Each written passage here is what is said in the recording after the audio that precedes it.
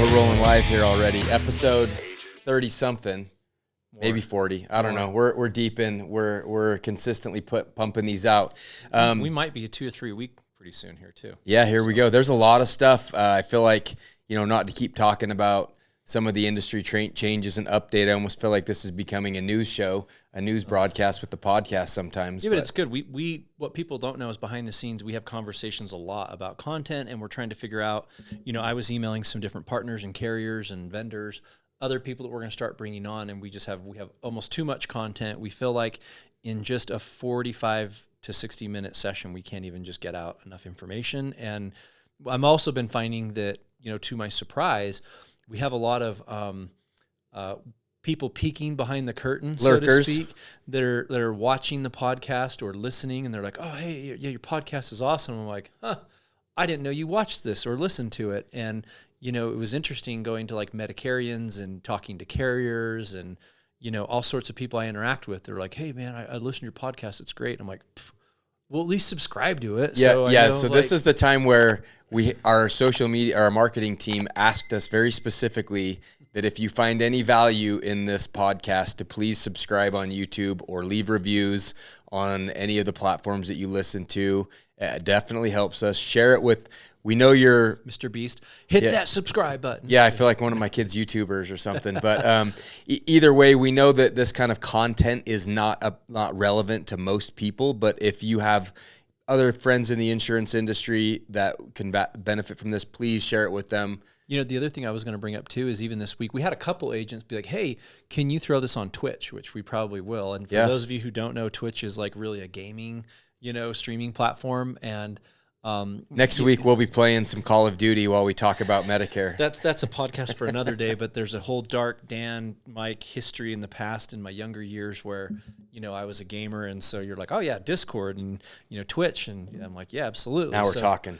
Anyways, those are funny, and to know that a lot of our agents, because we love our diverse agent population and the demographics, but we definitely more resonate with a lot of the younger agents that I would say are in their 40s or below, a lot of them. And so it's kind of being able to meet everybody where they're at, right, and the platforms that they want to be on. So yeah, don't be surprised if we're on Twitch soon too. Yeah, if any, Matt, hopefully you know how to get us on Twitch and navigate that platform and all the nuances there, because we're just a little bit too old to know that platform. Anyways, where should we go with FTC? Yeah, so there's tons of stuff. CMS Newsroom cranking out notices. It seems like the FTC, there is lots of regulation. Every three-letter agency these days: HHS, FTC, FCC. They're the press busy. Is cranking out all sorts of stuff. I don't know if they're trying to get in all these changes for the election year to influence one way or the other, or it's just get the agenda items completed before the end of the term, whatever it is. But there's always that element of like, well, we don't know. It looks like it's up in the air, but as long as we're in control and that we have the ability to let's cram it in while we can, is I think what's happening. So we're seeing, and it actually is more incremental than ever before. You look at 4-year election cycles, and nowadays with like technology and resources and ability to do it, it's just like more that's happening quickly, right? Mm-hmm. And that's why we talk about how the industry has changed more over 3 or 5 or 7 year period than it did in the previous decades, plural. Because it is rapidly changing. So, yeah, so to your point, so FTC came out just this last week and said, for those of you who were not aware, and said, hey, we're going to outlaw or basically make it to where you can't have non-competes anymore. Yeah, they used the word ban. They're banning non-competes. And that was already like states like California and some others had like some restrictions there anyway, but now this is federal across, all 50 states. And I would just completely admit that I haven't read, multiple articles. And, I'm one of those people who's skeptic, where I'm a skeptic, and I will read an article, take it for what it's worth, see what the source is, who's the author, what's the tone and text, and then I'll read it from 4 or 5 other sources to make sure I have a pretty good overall understanding. I haven't done that yet, but you read it from CNN and then Fox News and then match it up in the middle and an independent source. Yeah. and you just gotta, and you gotta make sure it's legitimate. And so I haven't done all that, but I do know that they're basically saying, it's a ban, can't do it anymore. It sounds like some existing ones that are already in place are going to survive and live, the existing ones. But I think the reason, the premise is more, of course, for those of you who don't know what a non-compete is, it's essentially saying that, hey, an employee can't, just walk out the door, leave, and go provide services for a competitor in the same industry or business, because there's that idea that, the company has invested time, training, trade secrets practices into that person, and they don't want them to go carry those, trade secrets practices, resources to a competitor directly, right? So that's why you have those non-competes.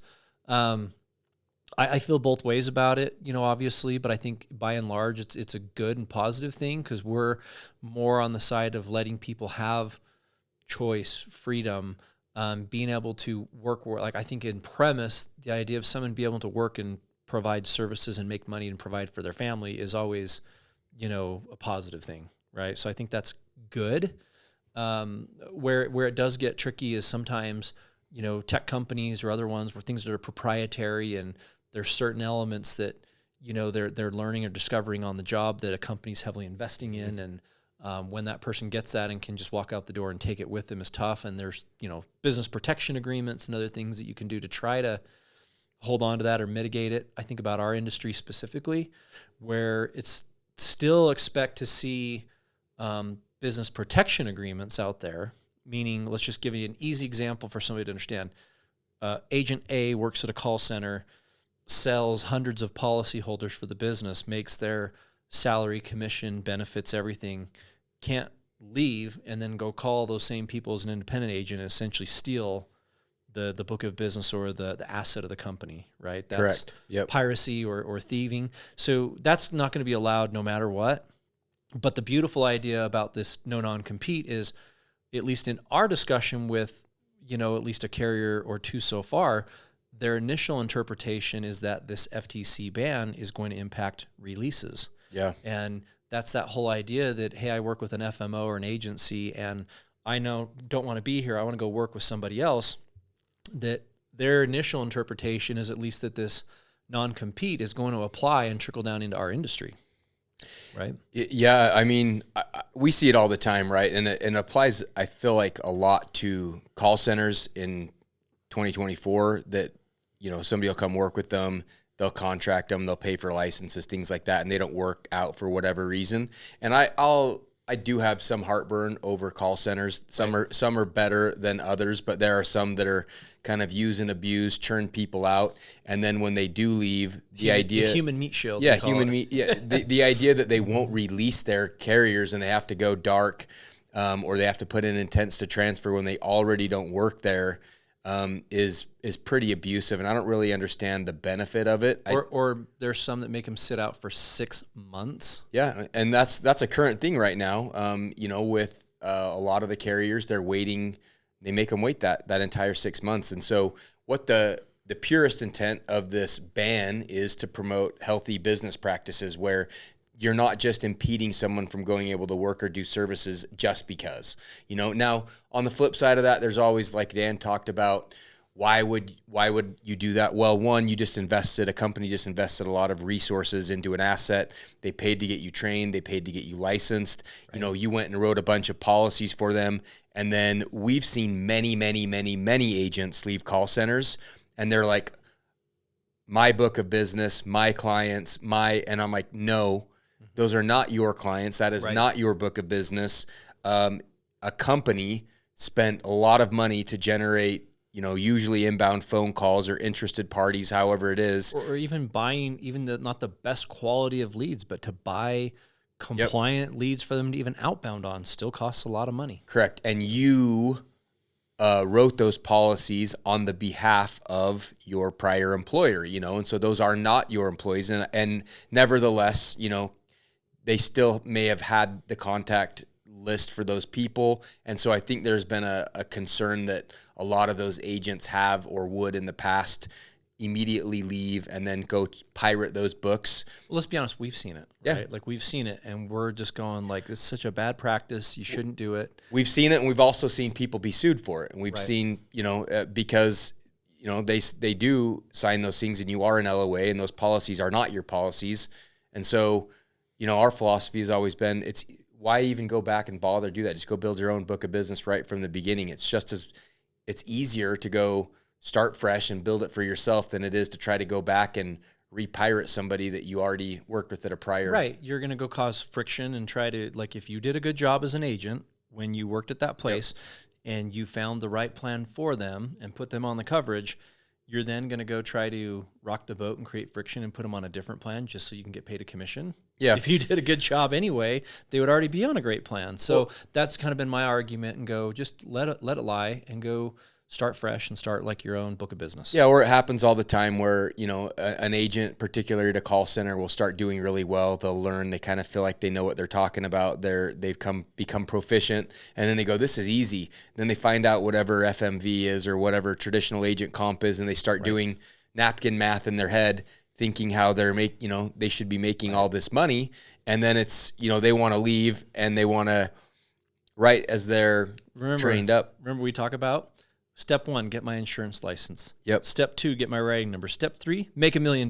Yeah. And it's question mark in between there. Yeah, exactly. Yeah, you missed about 26 steps in between there. So yeah, there's always that too, and that's for sure. We've also seen agents leave, do it the right way, make very successful transitions, learn those things, build those books of business. So that's the call center side of things, but we also see it on the field FMO side of things. We're on the same track, thinking the exact same way. So I do think that, you're going to, because of this, depending on how it shakes out, and we're not telling everybody that we're experts or anything else, but we're just saying that we think that this, this ban on non-competes is going to trickle down into our industry. And is it going to be this year or next year? But we definitely think it's going to play a part in it. So carriers would have to update their guidelines for FMOs or for IMOs or whatever you want to call us. So, they'll put in, they may go to some rule that says, hey, if an agent requests a release, you have to furnish within so many days or something like that. It may change. Now, if that ever happens, then what does the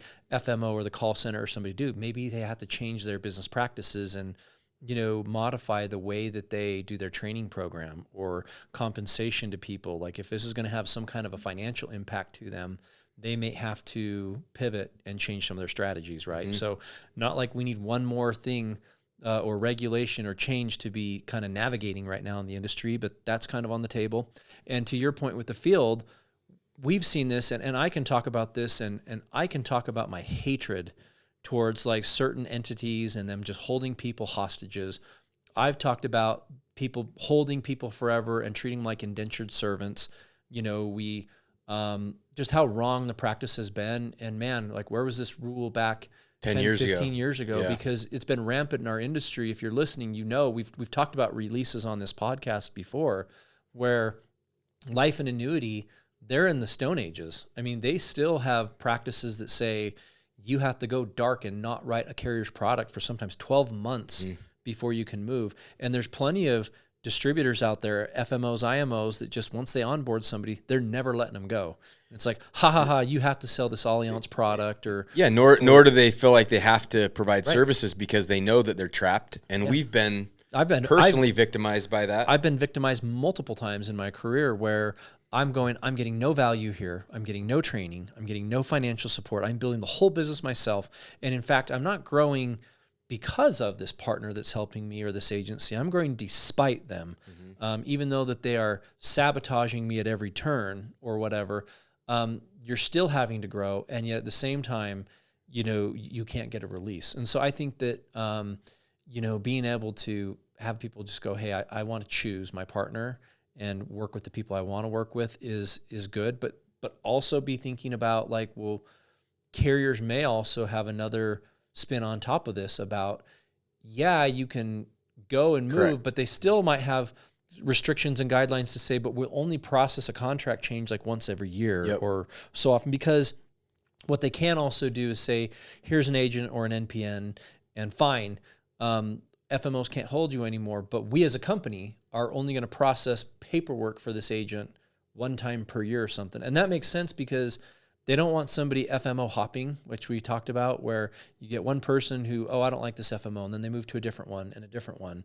And you have a carrier spinning their wheels, so to speak, being very unproductive, processing paperwork 5 times a year for the same agent. Yeah, right. Exactly. Once you've been divorced 5 times, maybe you have some inward look. Maybe you're part of the problem. Maybe you should just get a few more cats or something at that point. Yeah, and I think that's, if they do make sure that, the ban applies to releases, I think that's very likely to happen, where the carriers will say, hey, you can only make a hierarchy change once every 6 months, or we'll only process this every 6 months. Or once a year. Yeah. That's already in place right now, and I think that would become even more important, because there would be more movement and more of an appetite to I can finally get out of this structure with there being less pain or consternation, and overall for us, I think if that does happen, I think that's a very, very good thing. I actually think that's a good move. I don't like non-competes in general. I feel like the entities who are always,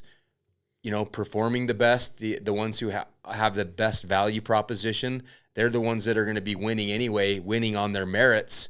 And so an organization like us, I feel like we are set up to for sure win in a situation like that. We already see it already where, we're bringing on 20 agents to every agent that we ever, release or get released from. More like maybe 50 or 100. More like 50 to 100 to 1. Yeah. So, and candidly, we've been open about that.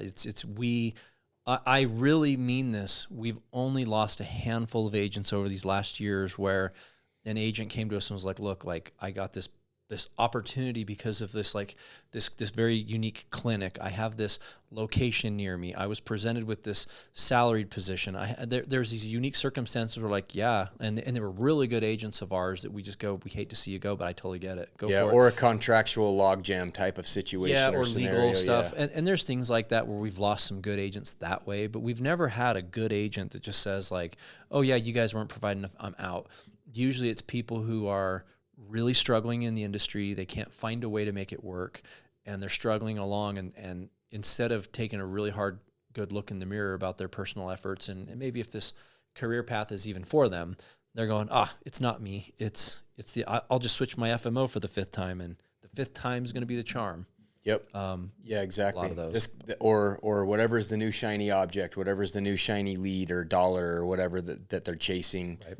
Willing to move on that. So enough on that. So we just kind of keep that on your radar if you're listening, that is something that we could see working its way through carrier processes, handbooks, policies that might be changing in the next 6 to 12 months. So just kind of keep that on your radar. The other thing I kind of want to talk about, and it can be quick, was the TikTok ban. We should probably talk about that, right? I mean, because a lot of our people on here are on TikTok or listening, or if you're a responsible adult, you watch the TikTok days later on your Instagram reels, right? Yeah, right. I watch TikTok a week later on Instagram, like a grown Facebook. Adult. Yeah, exactly. My kids saw this a week ago, and now I saw it. But yeah, no, TikTok has been under scrutiny, and it's been, they were talking about it during the Trump administration, right? So, this has been on the docket for years.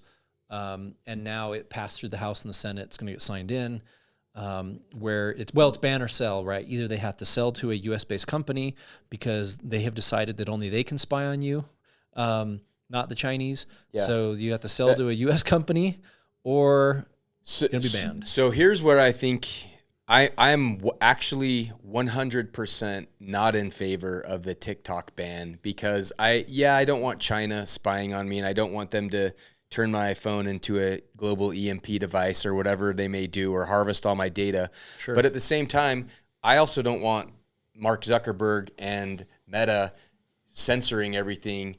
And and basically, I think it's very ironic that our government is like, oh, well, as long as these social medias, who if you look at it and go, in a marketplace, who is the biggest competitor to TikTok? It's obviously Meta. It's obviously Facebook and Instagram.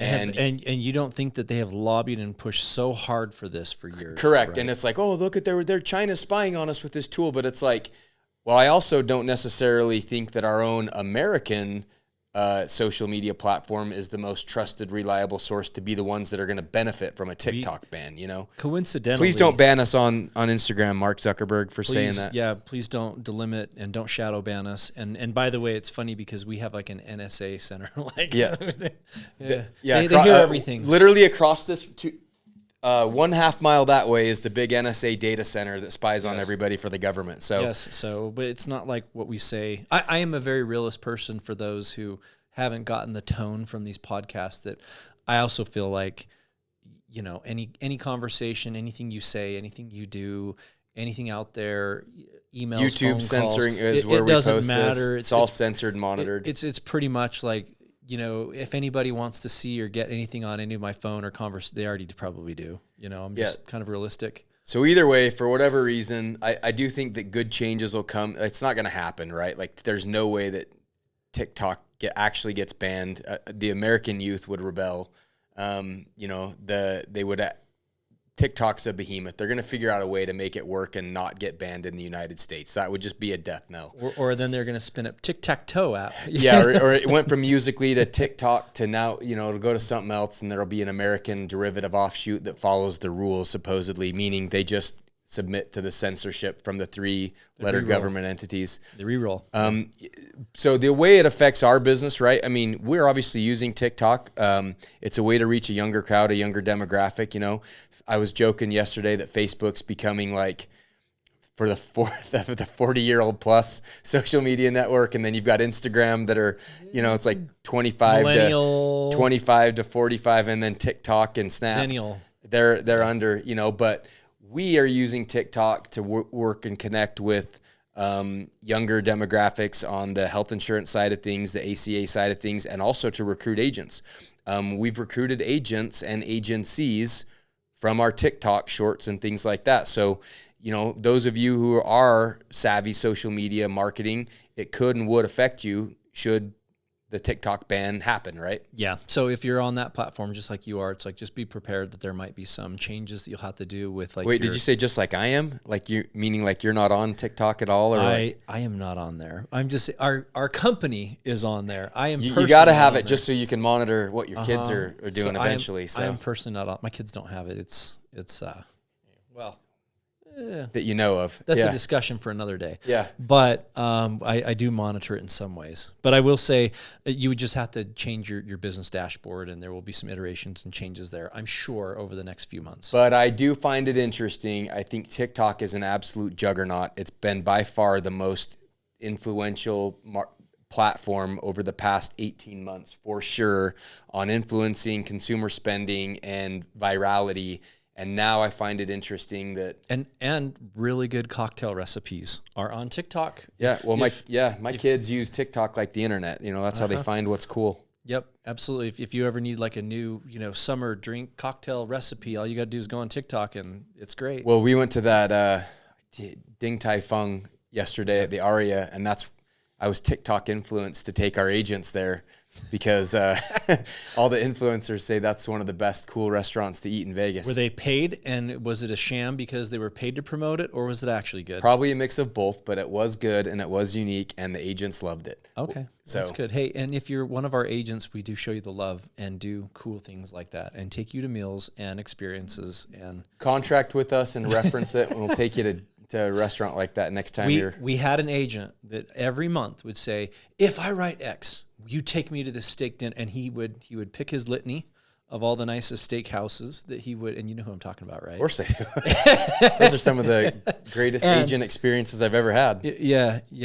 And it was just like, of course, I got to be careful what I say, because before you know it, now CMS is going to prohibit, FMOs from providing a meal to an agent, before you know next. But anyhow. Hey, steak dinners move the needle, right? And food. Well, they reference golf parties, so I got to be careful. Yeah. I was like thinking to myself, like, I've done like foursome scrambles and shotgun scrambles and gone to golf tournaments. What is a golf party? This sounds fun. I want to go to a golf party. Yeah, pretty soon it's going to be, there's going to be a dollar limit on the steak amount, right? Like it can't be a steak valued over $50. It's going to be. Yeah, but we had this agent that he didn't want like the co-op marketing that was out there in the business. He didn't want like all those other things. He just was like, I love going to these nice steakhouses. That's my thing. And I just can't bring myself to pay it. So he would always be like, if I were at X, we set goals for me, and then will you take me to a steakhouse? And so I think you took him to 5 different steakhouses. Yeah, well, that's a law of the universe. A good, delicious meal, especially a steak, always tastes better when somebody else is paying for it.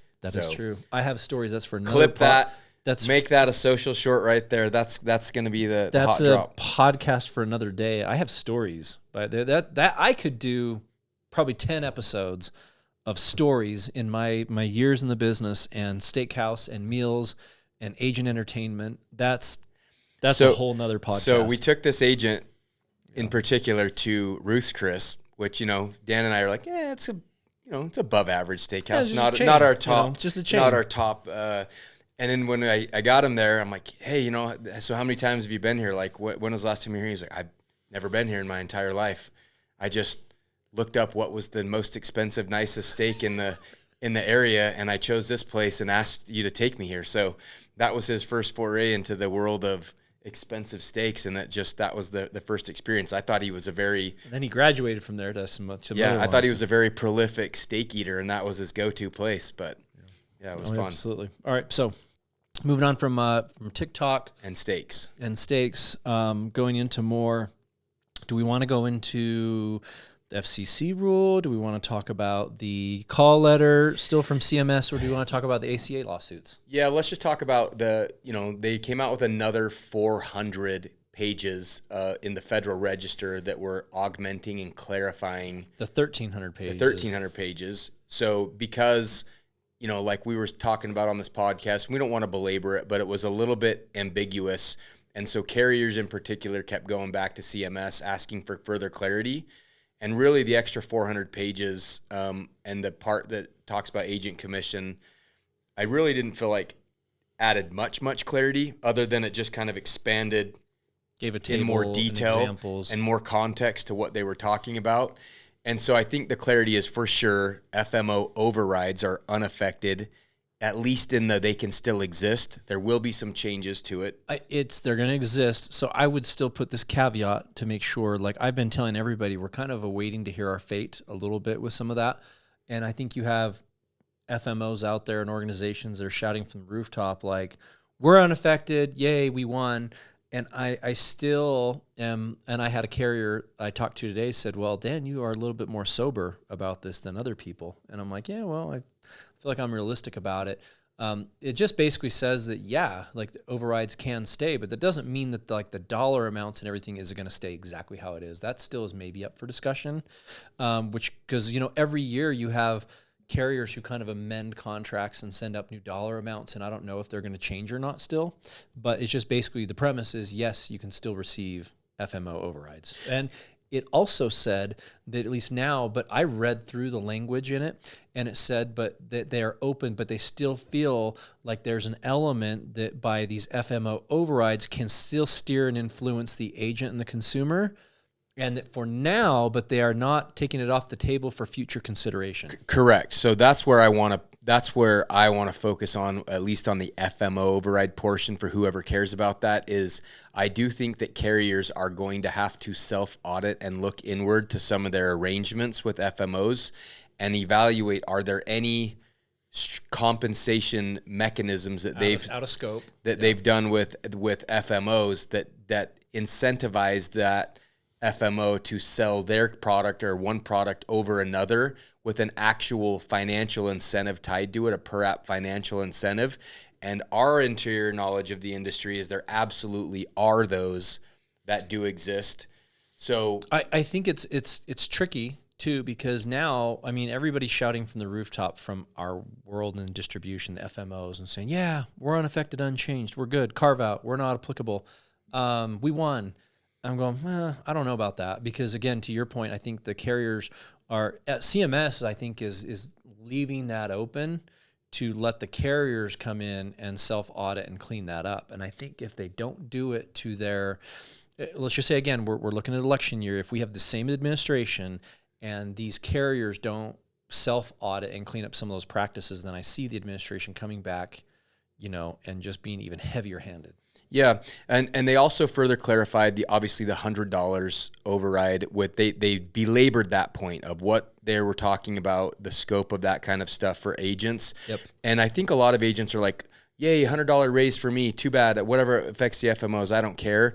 Or $100 is more than what I was getting for an HRA, or now I don't have to do an HRA. But I will tell you, and this is one of the things that I think is actually going to be disruptive, is there's been a lot of agencies and FMOs that have been getting a per app dollar amount of marketing funds. There's a lot of to back up each sale. Correct. And there's a lot of FMOs that have had those structures and even contracted agreements with their agents that are like, hey, get X amount of apps, get X amount of dollars reimbursed on the back end of marketing funds for these apps. And those kind of things are 100% going to have to go away or change. Right.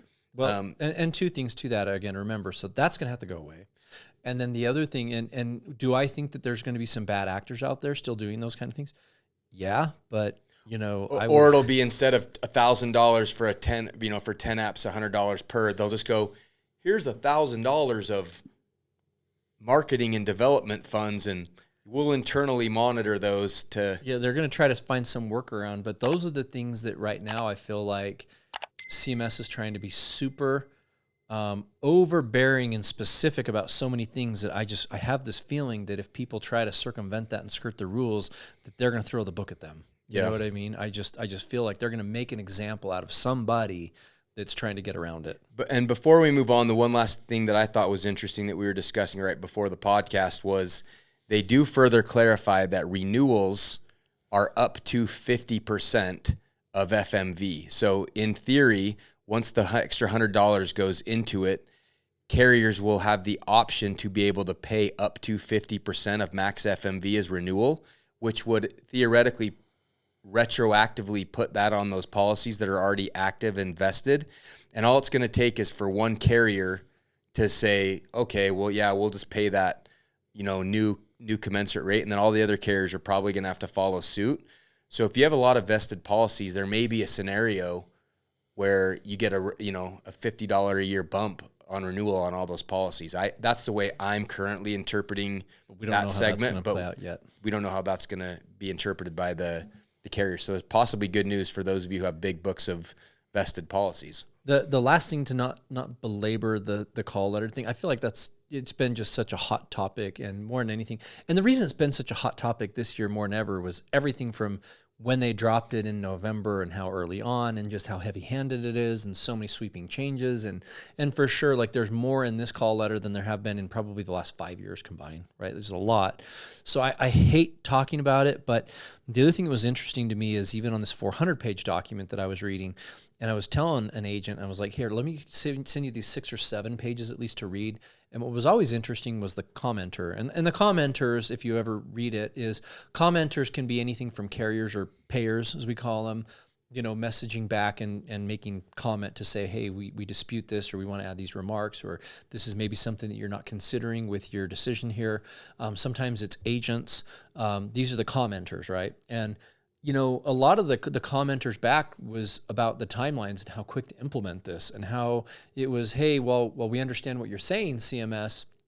This is like, we're in April, we're almost to May, and you expect us to implement this by October 1st. Correct. And you're only giving us 5 or 6 months to make these sweeping changes, and we're asking you for more time. And it's been the one thing that I've been surprised with is just like how draconian the language is. And it's like, we hear you, but that doesn't matter. We're still going to go ahead and it's going to be. We appreciate your thoughts on that, but too bad. It's happening. You're going to suck it up. This is going no matter what, cramming it in. And that's the one thing that I kind of sit back here as a business owner and thinking about carriers and how much time sometimes when we want to implement or change something, how much time does it actually take to do that, implement it, make that happen? And if I'm a larger carrier too like that, it's such a short timeline, like 5-6 months. Well, and for me, it further shows that CMS actually doesn't really understand the industry and the timelines in our industry, because we know that right now is bid or war game season, and these carriers they're already significantly impacted by, we know that the the rates and the reimbursement rates are not going to be what they wanted for next year. Yeah, rate book. We already know that there's going to be significant changes that they're all trying to manage for this upcoming plan year, and they're doing that right now. And now they have to interpret and extrapolate all of this CMS call letter into it. So even though it's saying, yeah, it's got to be implemented by October 1st, it's actually forcing them to have to deal with it right now while they're already in this kind of chaotic, busy season, dealing with an already more tumultuous, difficult year than normal anyway. So it's like threading the needle. Yeah, the carriers are going through it as far as the leadership, as far as like everything that they have to work with legal. They're burning the midnight oil, you know. And the one thing that I'm adding to that, and I'm not making excuses or trying to be the anyways, but the one thing I will say is, trust me, we have a lot of frustrations as a distributor with some of our partners sometimes, but at the same time, we always got to give them a little bit of a buffer, give them a little bit of grace, because the amount of components and, you know, changing that always goes into it. And hey, this, now that, and hey, we're evaluating things. Here's a completely different formula. Oh, hey, the rate book's going to be this, not that. Oh, by the way, I mean, there's so many significant changes that for them to navigate that and come out on top and do it and have a perfect plan for you all, and, you know, deliver a perfect plan in the marketplace. And it's a lot. It's more intense than I think most of your common agents realize. And they kind of frequently go, why does this carrier, and why do they suck so bad and they can't get their crap together? And it's like, well, there's a lot to be dealing with. Yep. Yeah. So we always try to, from our end, try to bridge the gap sometimes between that carrier who is interacting with the federal government, trying to follow these guidelines, these rules, you know, give you guys a great agent experience and a great product. And there's just a lot there. So we're always trying to be the middleman to explain that a little bit. There's reminding me of one other thing that I heard, and to wrap up the call letter component is, I know that, I don't want to say who, but two of the top largest Medicare carriers, they met after the call, and they've kind of collaborated with their brass, their leadership, and their legal teams, and they feel like they're kind of had a meeting of the minds, and they're on the same page with the direction they're going, and we'll have further clarification and guidance and direction from some of those larger carriers in the next couple of weeks. 2 weeks. Yep. Is kind of what we're hearing, and so hopefully they'll feel confident to be able to speak with some clarification on any last remaining questions, or how that's going to affect the overrides and agent comp or things like that. Right, but also just, it's created a weird holding pattern. Like, we've had these conversations with carrier partners the last, 45 to 60 days have been just weird, like weird times where, we had so much uncertainty about, like, well, are FMOs included in that TPMO language? Are they going to have commissions, or is this it? Or, does this apply to, contracted agents? Who does it? There's been so much uncertainty. And when you go to CMS and say, this is ambiguous, we want more clarity, it wasn't there. And you're talking to the carriers and they're like, well, our lawyers are loving all the billable hours right now. Yeah. Because we're burning the midnight oil, like, round the clock right now, trying to figure this out. But because there wasn't clarity, it just was hard to kind of know what your strategy is going to be and the growth model for the next year. It's so interesting. Interesting you say that, because I've connected with more chief legal counsels and more like, carrier legal specialists in the last couple of weeks as we've been talking about stuff on LinkedIn and such. I'm like, oh, apparently I know who the chief legal officer is for this carrier and this carrier. Now we're friends because we're all trying to wade through these waters together. Well, and we are always trying to say, because they want our input, because we're in the trenches still and we understand it, and they're trying to kind of bridge that gap and make policies that make sense and rebuttals and try to convey, to CMS and to even, legal and compliance is always going to be at odds with the sales departments, right? And the sales are like, to the moon, let's just go sell. And, compliance, they're justifying their existence all the time. And the legal departments too. And so they all have their role to play. And so it's like, we're trying to bridge the gap and talk about, well, in the real world, in the selling practices, this is what's happening, and you can create and implement this, but here's the counter to what salespeople are going to do in their behavior and how they're going to respond to that policy. Correct. And it's been interesting. Yeah, and with not just the sales, this current call letter and the sales stuff, compliance as well, whenever CMS leaves things kind of gray or ambiguous, it's always left to the the legal and the carriers to kind of interpret and put out how they're going to act. And none of the carriers want to be first. It's kind of like the Spider-Man meme. They all kind of look around pointing at each other like, how are you reading this? What do you think? And then they all kind of want to have at least a consensus where they're somewhat in alignment with how nobody wants to be an outlier one way or the other. Of how they're interpreting rules or practices and things like that. So I think we'll see some emergence. We've already seen some minor tweaks and changes from carriers leaking out in the past couple of weeks. And so it'll be interesting to see how it all pans out over the next 30 to 60 days. Yeah, so we should probably talk before we run out of time. I don't know how much time we have left, but we should probably talk. How much we got, Matt? 20. Oh, alrighty. Good. Well, so I think we should probably talk about the FCC rule or the 1-to-1 a little bit, and same with, or do we want to talk about some of the ACA lawsuits? Let's talk about that first before we talk about the marketing. Yeah, the leads, because it's going to play into each other. They're kind of related. That's why I say. So the one thing that I wanted to bring up is I think you're going to start to see, I at least feel like, we've been talking so much about the Medicare call letter. It's been Medicare. We'll start having some more content on here about like ACA. And one of the big things that's been happening is we have been griping to everybody that will listen about all the fraud in the ACA and how rampant it is. And if you're listening to this and you're in the ACA, you know it and you feel it. All the policies that you're writing and then just magically disappearing from like your Health Sherpa, your carrier portals, just vanishing like sand through the hands.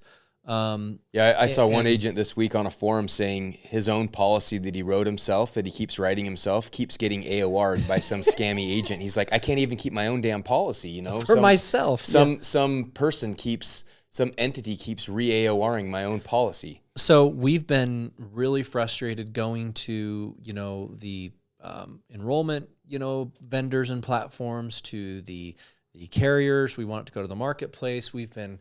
it's a double-edged sword, though. I mean, we're crying for, some intervention and some policies and some stricter enforcement and guidelines so that people can't just, go in and take a policy.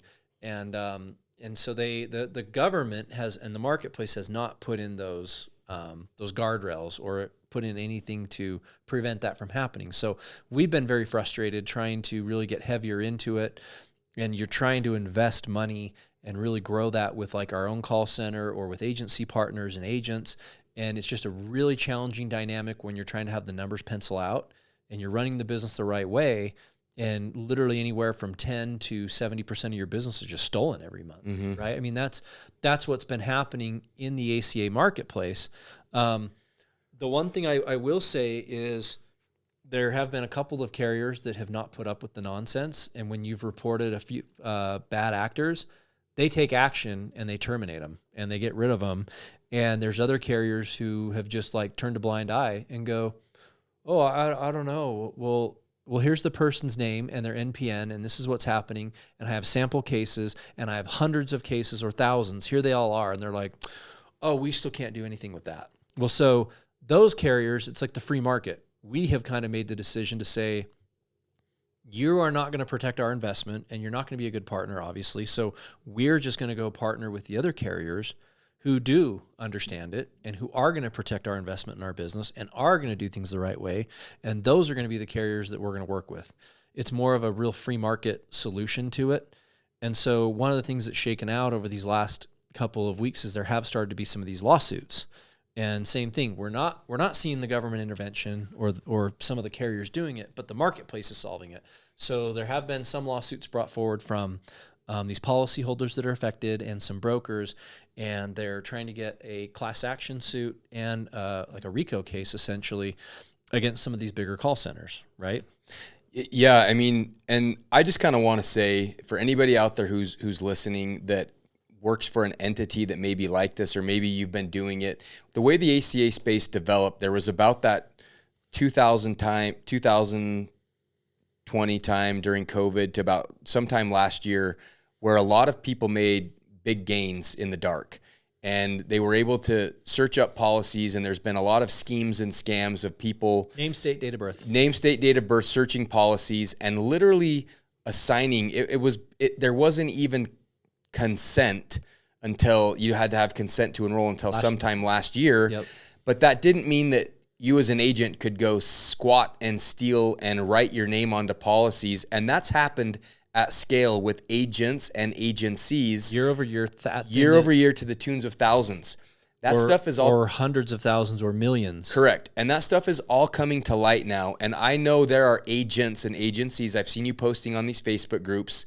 You've taught people how to do that. You've championed those types of things. You've perpetuated really bad practices that have gone on in the industry, and the hammer is about to drop on you. So, and to add to that, to give it more specifics, is the intent is with these types of leads that are out there, right? So there's two types of things that we think are bad practices and fraud, and I think these are the things that they're now focusing on, and lawsuits. And even if people thought like, oh, there's no repercussions, there's nothing bad that's going to happen to me if I do this.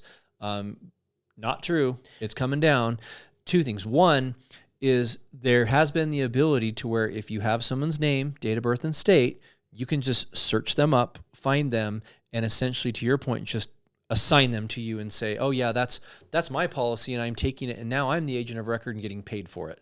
But they've never had a conversation with them. They've never even spoken to them or had an interaction, and they literally it's just theft. You're just taking and stealing. That's the one big thing. The next big thing is buying a no contact or consent lead where you pay a vendor where somebody gives consent. And this is something they will crack down on too, where, well, hey, I got consent, so I'll just do whatever. Well, how do you even know where the person wants to access care, what hospitals they want to go to? Do they want to have a larger deductible or a smaller deductible? Do they want a bronze, silver, gold? What kind of medications do they take and they cover? So just because you had their consent doesn't mean that gives you carte blanche to just pick something for them. Yeah, and that's what's been happening too, where, hey, I paid for the lead, I got their signature, and because they gave me consent, it's now like I'm power of attorney, and I'm going to do anything that I want. That's bad. That's really bad, and that's what people have been doing. So those are the two types of practices that are very specifically getting cracked down on. Again, let me talk about a third and a compounded version too, which is people who have had consent maybe at some point in the past, and then somebody else gets an updated, talks to somebody else, they change their plan, they have updated consent, I want you to be my agent, and then they go write that policy justifiably, and then that previous entity or agent gets alerted or searches their book of business and goes, oh, that's gone from me? Nope.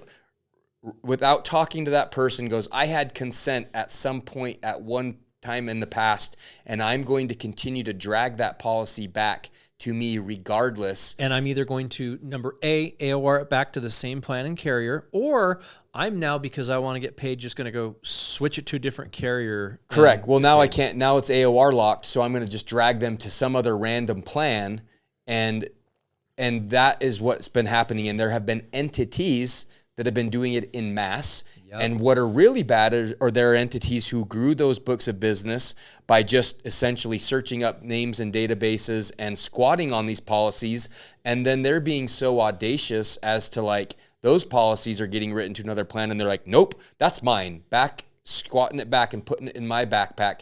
And I can tell you the things we're hearing there's lawsuits going on. There are going to be things that are going to be civilly and criminally prosecuted. And so you do not want to be there are going to be examples that are going to get made. To clean this up, to get this going the right way, there are going to be civil and criminal charges. There could be jail time. There's going to be loss of licenses. There's going to be repercussions for those of you who are doing things the bad way. And I can just tell you that there's a lot of heat on it right now because the current administration wants to grow the roles of the ACA very, very badly. Right. Very badly. But yet, the more that they're doing that and the more they're putting the pressure on, it is simultaneously bringing all of these egregious practices those two things cannot coexist at the same time. You cannot have rampant fraud and good growth and try to act like it's a good thing and good for the consumer. And you people you agents, or if you know people who are doing this the wrong way, you are affecting their possible tax consequences. You're affecting their health and wealth. You're affecting if they're able to access care. Yeah, I mean, the stories you hear, two things to what you're saying. One, they're going to find somebody back in the olden days. You'd hang somebody in town square and like leave them hanging up there, right? Yeah. As an example. And they're going to do something like that where they're going to find some of these bad actors. They're going to pin it on and make very big examples of. They always do. So, we always just, hey, it's not going to be me. That's what we always say. We're going to do things the right way and let somebody else be the fall guy. And just this week, there are 2 lawsuits against 2 large entities that we are aware of, that we know who they are, and they are going through that. And then CMS also put out basically an ACA fraud and reporting. It is the hottest topic in the whole industry on the ACA side is the rampant fraud, and it's very much in the eye. So if you are doing anything... finish your thought. Yeah, if you're doing anything that's questionable, make sure you are getting clarification that you're doing it the right way. So as this course corrects very quickly, you're not going to be caught up in it. Yeah, and same thing, like to your point, if you've been doing this and it was maybe just like you're ignorant and you didn't know and it was like, well, I guess this is just the way we do it, because I've had the same conversations going to carriers and saying like, look, well, if this is the way that everybody wants it to be done and you want me to invest $1 million into like a bot that is just a thief bot that goes and steals it, then I guess I can thief like the best of them. Is that what you really want? And it's like, no. Okay, well then let's fix it. Yeah. Well, then why are you letting these other people do it? And so we've had those conversations with people. So if you're one of those brokers and you feel like you're culpable or you're maybe guilty and saying like, hey, I've done some of that, this should be like your real call to action to be like, oh, okay, I got to stop doing that. I got to change my practices. I need to do things the right way. Take that good hard look in the mirror to make sure your practices are sound and secure so that you're not going to get popped with this. Okay. Yep.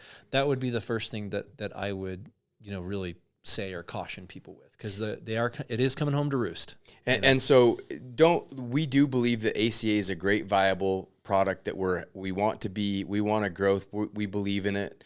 We want our agents to be selling it. We want you to do it the right way. And so we want to help you grow a good, stable book of business and have access for you to, if there are fraud, waste, and abuse things, we'll help you have resources to report that to where it's going to make a difference. And here's the other thing, the last thing that I don't want to, again, belabor things, but this is not like a victimless crime. And if you read the lawsuits, that's part of these people are victims, because when an agent just goes in there and changes their health insurance plan, and we've seen it to where they're changed from, Ambetter to Aetna, to then United, to then back to Ambetter, and then to Cigna. And, and they've had 6 different insurance plans in a year. You have so many people that don't access healthcare all the time. But then when they finally do go to have a major event or they have a medical issue to go get covered, they don't even know that their health insurance plan changed, and they go to the hospital or go have something and it's out of network and it's a huge charge for them, or their med is not covered, or their child has surgery and it's this huge financial thing where someone's having to declare bankruptcy. So that's why these things exist, and you can't just as an agent sit back there and go, I'm just clicking buttons to AOR people or whatever. These are actual humans and people on the other end that are just trying to have healthcare coverage for hell's sakes, for lack of better words. And you are absolutely screwing them over. And so that's just like the bigger thing that I want people to think about is there are victims in this. Yeah. Our frustration is it's unnecessary, because you can do it and be very proficient and have a lot of success and grow a good book of business and help people and get paid residual income, and just do it in the correct, honest, good way where you're helping people and you're doing it in a fiduciary duty. You're not, I found this get rich quick scheme where I can scam and squat on policies. That's what is not it? 12 Daily Pro? Or yeah. What was the scam back in the day, the pyramid scheme? 12 Daily Pro was one of them. Where you invest 12 $120, I don't know, whatever it was, but it's not a. This isn't 12 Daily Pro. Quick. This isn't 12 Daily Pro. This is like you're a legitimate insurance agent. Before we wrap, we probably have a couple minutes. We probably should talk about the lead thing real quick. Just that new ruling, and I think we've talked about it slightly, but did you want to kind of cover that a little bit? Yeah, so there's 2 components to the lead generation stuff that hit it from both sides on the Medicare side. One, the FTC did put out legislation that changed the way lead gen needs to work, obviously, for all industries, not just healthcare. So you've had that ruling since December of 2023 that basically states you can't generically opt into, you can't trick someone into giving you consent, and then you and all your partners and affiliates. They call it daisy chaining. Yeah, daisy chain or digitally accost people from time and all eternity. They had that component too, but then in the call letter, they further clarified TPMOs, and they've clarified how data can be shared between entities. Beneficiaries can only share with single entities or TPMOs. So you're going to see. Here's one thing I'm going to add. This has been a big question too, is, well, can an FMO, like let's just say us, and let's say we have 55 sub-agencies below us, because those sub-agencies are contracted or affiliated with our organization, do we have the ability to share with them? The answer was no, not automatically. However, but we can have those agencies sign like a BAA, like a business associates agreement, to agree to protect that data and information. And as long as there's a BAA in place, then you can. That's the way I read it. Did you read it the same way? Yes, correct. There's all sorts of backdoor workarounds in both of these scenarios where I feel like lead generators are still going to be abusive, but also and technically be following the rules. Here's the other thing I'm going to add to before you finish that, Mike, too. And this is just me. Anybody listening, the reality is that these 3-letter agencies for the U.S. government, the FTC, the FCC, the CMS, HHS, they have purview to regulate things here within the United States. They don't have the purview or the authority to regulate lead generators in Pakistan and wherever else. So I hate to tell you all out there being like, yeah, finally these seniors, they're done getting accosted and getting into these click funnels and then having their information shared and all the calls are going to stop. And this was the other hilarious thing that I saw from, Medicarians, not to keep calling it out, but it's like, oh yeah, lead costs are going to go up, but the buyer intent's going to be better and the quality is going to be better. And I'm like, and you still have all the offshore activities that are going to continue to happen because they're like, oh, the U.S. government says like, I can do whatever because I'm in another country. Yeah. So, I mean, that's still going to exist. Well, two things will happen is the onus will be on the agent to have to make sure that the sources they're using are vetted and trusted, because you're going to be the one that's culpable and you're going to be the one that's held accountable if you're using lead sources that are not approved. Correct. So it's going to be on you as the agent to make sure they're not going to correct the bad actors. They're going to correct you and hold you accountable to that is the one thing. And like we've been saying too, costs are going to be going up for sure to be able to generate these leads. Yeah, they may be higher intent, but the lead gen is going to be sophisticated. You'll see people just starting to sign generic BAAs with all of their sub-entities, and you'll find workarounds. But this is what I would say.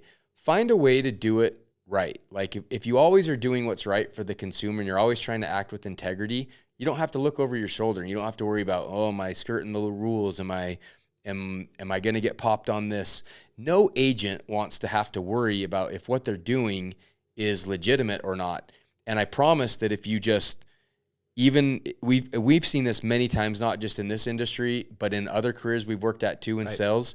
If you always operate and do things honestly, even when somebody else is gaining temporarily, like we just talked about with all these ACA fraudsters and things like that, eventually it will come to an end and it will not have been worth it for them. And it will pay off if you've been one of these people that have been following the rules and trying to act with integrity. And that's the same thing with the lead generation. If you're looking for the cheap, dirty, shortcut, that's not going to pay off for you. It's not going to pay off for the industry. And especially when we are licensed agents that have a fiduciary duty with state entities and are held to a higher standard, you are expected that you're going to act with integrity to your clients and you're going to be able to help them with your health and wealth. And that's why we all got into this business, right? To be able to, make money and have a great career and great lifestyle, but you want to be legitimately helping people, not screwing people. Yep. No, 100%. And you're right. And even to your point, we've had so many agents, and just as an example, just do the right thing.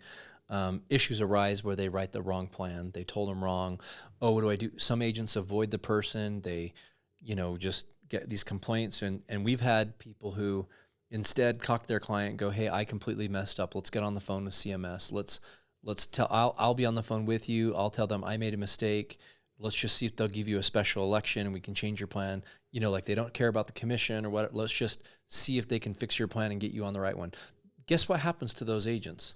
Nothing. Yeah. They are perfectly fine. And if anything, they kind of get a warning or a coaching or whatever else, and they don't have to worry about things. So people make mistakes. You know, people do screw up, and as long as you're acting in good faith and you're trying to do things the right way, you're typically going to be fine. It's usually the people who are really like popped, and this is agencies, entities, call centers, solo little age. It's what is usually the intent, and did you know better, and were you intentionally trying to do something nefarious and screw people? They're the ones that you really get the book thrown at you. Yep. So just to wrap, I think that's kind of it. Any last thoughts before we close? No, I think on the lead gen stuff, there'll be that will be an evolution over the next rest of the year as to what's still working. It's going to be difficult, but I would just say, you know, be smart, be willing to go out and hustle to get in front of clients and just offer value. Like we keep saying on this podcast, you agents out there who are learning and able to talk and with intelligence of what in the industry, you're going to be insulated from a lot of these changes. Just keep learning, keep offering value to your clients. Okay, and cross-selling, asking for referrals, and finding other ways to be very creative in how you're generating your business. Yep, so. And I'm actually, you know, I'll be honest, I don't always love rules and regulations. Some of these things I think could actually be good to clean up some things in the industry that have got out of control. And I believe that for you agents out there that are listening, there's going to be runway and opportunity with all these changes and disruption for you who are hungry and willing to do things a good way and learn. And I believe that for us at Agent Boost, we're going to come out of this really well and better than a lot of our contemporaries, because we're, you know, spending a lot of time to figure out how to navigate all this stuff and really understand how it ultimately affects these beneficiaries and our agents. Yeah. So to your point, get through these challenges and pain points in the next year or two, and it will weed out some of the bad actors and weed out some of these problems, and then the future will look very bright. So you just got to kind of get through this like kind of bump in the road. So. Yeah, it's the same thing. All my friends that are realtors, you know, you go through market cycles all the time, and there's realtors that have been in the business for, you know, 20, 30 years. They're the best ones, and they do just as well during the downtimes. And what it does is it culls all those bad agents out. And then when the market gets hot, everybody gets back into the industry. And it's kind of the same thing with the insurance industry. You know, like I'm okay with going through a down cycle where it's harder, because it weeds out some of these, you know, these agents who don't have the integrity or the aptitude or the skill set to operate in a sophisticated market.